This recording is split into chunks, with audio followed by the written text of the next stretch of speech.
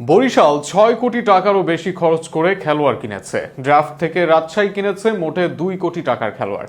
এছাড়াও ৩ কোটির ওপরে খরচ করেছে কেউ কেউ। তবে আসল খরচটা বোধহয় হয়েছে নিলামের আগেই। বিপিএল এ ড্রাফটে বসার আগে একটা সীমা নির্ধারণ করে দিয়েছিল বিসিবি। সীমার বাইরে যাওয়া দূরে থাক, বেশিরভাগ দল খরচ করেছে তার অর্ধেক টাকা। সেক্ষেত্রে কোন দল কত টাকা খরচ করলো তা নিয়ে থাকছে প্রতিবেদন। গতকাল অনুষ্ঠিত হয়ে গেল বিপিএল এর 11তম আসরের নিলাম। যে নিলাম থেকে প্রতিটা ফ্রাঞ্চাইজি সাজিয়েছে তাদের দল। নিলামের আগে পুরাতন দলগুলো 3 জন আর নতুনরা 2 জন খেলোয়াড় দলে নিতে পেরেছে। আর বিদেশিদের মধ্য থেকে ছিল না ধরা বাঁধা নিয়ম। তবে সরাসরি সাইনিং এর পর দল গোছাতে যেমন প্রয়োজন ছিল, তেমনি নিলাম থেকে খেলোয়াড় কিনেছে 7টি দল, যেখানে সবচেয়ে ব্যয়বহুল ছিল ফরচুন বরিশাল। তবে ড্রাফটের বাইরে চমক দেখানো চিটাগং কিংস কম খরচ করেছে ড্রাফটের আগে এই ফ্র্যাঞ্চাইজিটি দলে ভিড়িয়েছে সাকিব আল হাসান, শরীফুল ইসলামকে। বিপিএল এর প্লেয়ার্স ড্রাফটে এই 2 ক্রিকেটার এ ক্যাটাগরিতে ছিলেন, যেখানে তাদের ভিত্তিমূল্য ছিল 60 লক্ষ টাকা। তবে যেহেতু এই 2জনকে সরাসরি চুক্তিতে চট্টগ্রাম নিয়েছে, সেক্ষেত্রে টাকার অঙ্ক আরও বেশিও হতে পারে। এছাড়াও সরাসরি চুক্তিতে দলটি বিদেশি ক্রিকেটারদের মধ্যে মঈন আলী, উসমান খান, হায়দার আলী, অ্যাঞ্জেলো ম্যাথিউস, মোহাম্মদ ওয়াসিম জুনিয়র, বিনুরা ফার্নান্ডোকে দলে নিয়েছে। ড্রাফট থেকে মাত্র 2 জন বিদেশি ক্রিকেটার দলে টেনেছে চট্টগ্রাম কিংস।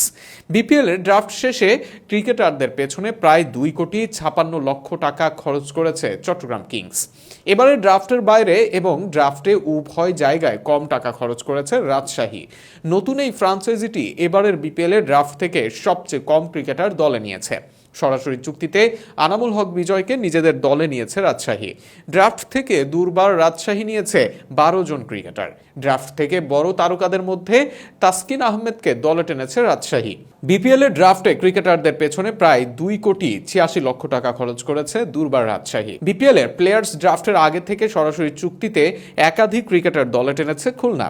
আফিফ, মিরাজদের নিয়ে সাজানো ফ্র্যাঞ্চাইজিটি ড্রাফট শেষে 15 জন ক্রিকেটার নিয়ে প্রায় 4,87,00,000 টাকা খরচ করেছে।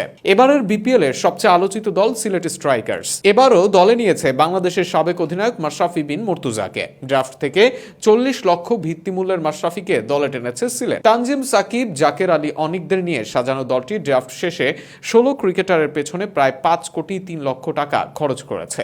এছাড়াও রংপুর রাইডার্সও বেশ অর্থ খসিয়েছে। আগের আসরের অধিনায়ক নুরুল হাসান সোহানেই এবারও আস্থা রেখেছে রংপুর রাইডার্স। শেখ মাহাদি, অ্যালেক্স হেলসদের দলে টেনে ড্রাফট শেষে 16 জন ক্রিকেটার নিতে প্রায় 3,28,00,000 টাকা খরচ করেছে রংপুর। গতবারের চ্যাম্পিয়ন বরিশাল এবারও দল গঠনে সবার থেকে এগিয়ে। তামিম, মুশফিক তো ছিলেনই, ড্রাফট থেকে জাতীয় দলের অধিনায়ক নাজমুল হোসেন শান্ত ও প্রথমে ছেড়ে দেওয়া মাহমুদুল্লাহ রিয়াদকে নিয়েছে তারা। এ ক্যাটাগরির আরেক ক্রিকেটার রিশাদ হোসেনকেও নিয়েছে তারা। ড্রাফট শেষে 22 ক্রিকেটার দলে টানতে প্রায় 6,87,00,000 টাকা খরচ করেছে বরিশাল। এছাড়াও নবাগত ঢাকা ক্যাপিটালস এবারের প্লেয়ার্স ড্রাফটে নজর কেড়েছে। লিটন, মুস্তাফিজদের দলে টেনে 16 জন ক্রিকেটার নিতে প্রায় 4,04,00,000 টাকা খরচ করেছে তারা।